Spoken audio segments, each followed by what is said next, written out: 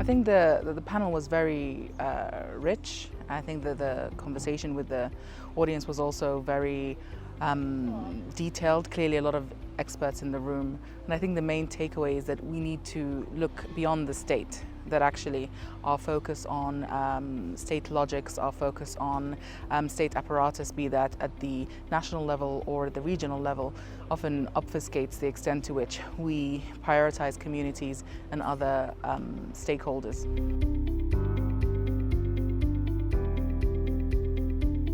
So our research looks at several different things, at the economy, at peace and security, and at governance. And across the board, often what we find is that there is too much of a focus on formal structures, and that informal or alternative structures are often not looked at, but oftentimes are quite consequential, and oftentimes more consequential than formal processes. In which case, looking at, for example, neighborhood resistance committees, which are pro-democracy groups in Sudan, or looking at native administrations, which are sort of alternative, traditional, ethnic-based structures that also have a role in sort of governing, and to what extent they have been sidelined in recent politics in Khartoum and across the country in Sudan, and to what extent then that has also led to the type of conflict we're seeing now, and the impact on communities and groups, and also of course the impact on the search for democracy and civilian rule.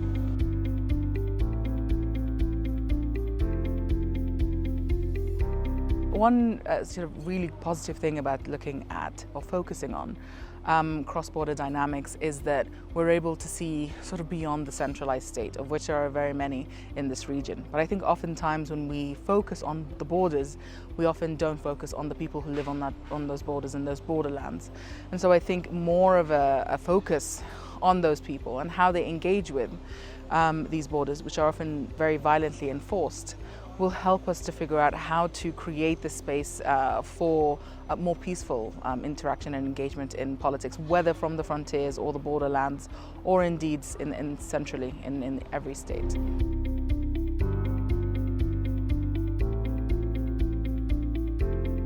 I think to understand stability, we need to look at the agents of stability, and oftentimes they're not who we think they are. And that the instability often arises from ignoring potential constituents who could be the sort of harbingers of stability, oftentimes a lot more than state actors. It's no surprise that in this region, violence is often meted out by state actors against non-state actors, and whether we do have other non-state actors who are armed, meting out violence against the state or against civilians. They also tend to follow a similar logic to the state and are often trying to capture the state itself. But we need to sort of look beyond state-centric logics.